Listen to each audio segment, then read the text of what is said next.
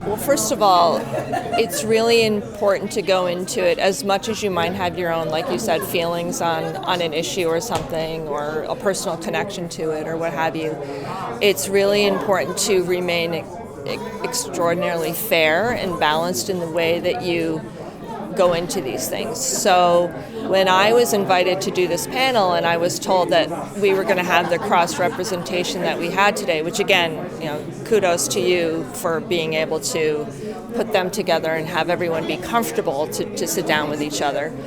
I reveled in that because I thought this is a real opportunity for people to be able to hear, in some aspects, the two sides to, with Iran and Israel sitting at the table, and then the subtext, which is playing out, just as much but more in the background because of the ongoing war with Russia and Turkey, and get all of those voices together and sort of bouncing off of each other. And that's really, the joy of my job, being like the facilitator and getting the dialogue started and having people respond, and also holding them accountable. Like if there's things that they're saying, I went back a couple times and sort of said, but hold up, and, asked a follow-up question.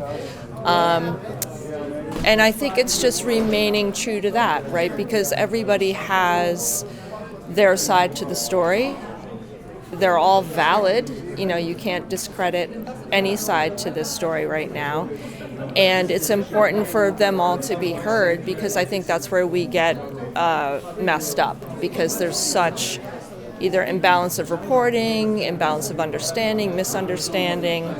And so I just keep all of that in mind, when I do my job, and certainly when I do something like this evening, which is so tricky but so important. Donald Trump was this factor lurking in the background of the Republican primary process, and it was pretty clear where he stood. I think these are fabulous and really important, and I think that would be even more interesting is because you have this group of highly amazing, intelligent professionals who are all very specialized and have so much knowledge and so much perspective.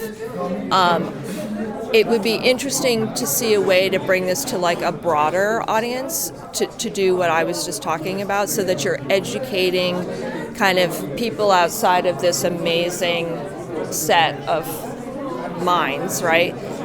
So that the dialogue is absorbed more like within a general public, and that understanding can grow from that, because all of this is so smart and so interesting and so forward thinking in a lot of ways, and taking on subjects that aren't that are active wars, active democracies in development, active questions, and just to have that freedom to talk about it, to share ideas, and to have all, like I said, all these amazing minds in one room for a couple days is really intense, but I think really valuable, and could almost go bigger, if you will, because I think it could have a really positive impact, just on greater understanding.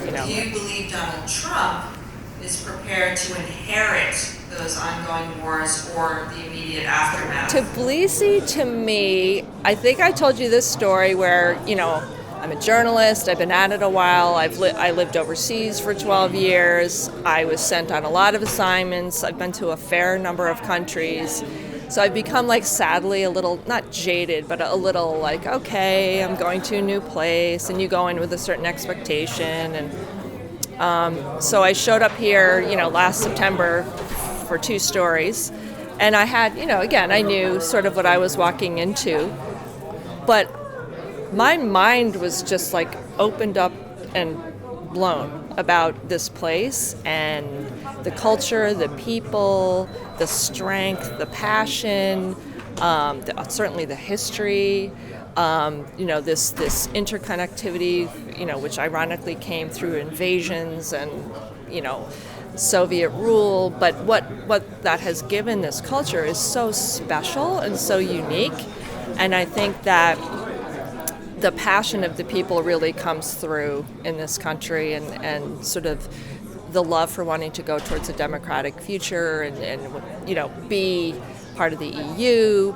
And it's, I think, such an exciting time here, and there's an energy. There's a palpable energy where, to me, it's like positivity and just a really great place. So now I probably shouldn't be saying all that because I'm supposed to remain kind of like, oh, it's all everywhere's great. But I'm just speaking truth. It's like a very special place. And you can ask my family, they're like, okay, Mom, okay. Like, we know. I'm taking them to Georgian restaurants now. I'm telling them all the stories. They're like, yes, we know. So they're all like, oh, you're going to a conference. You're coming back from Georgia. We can't wait. We're going to hear about it like endlessly. But yeah, so it's great. Yeah.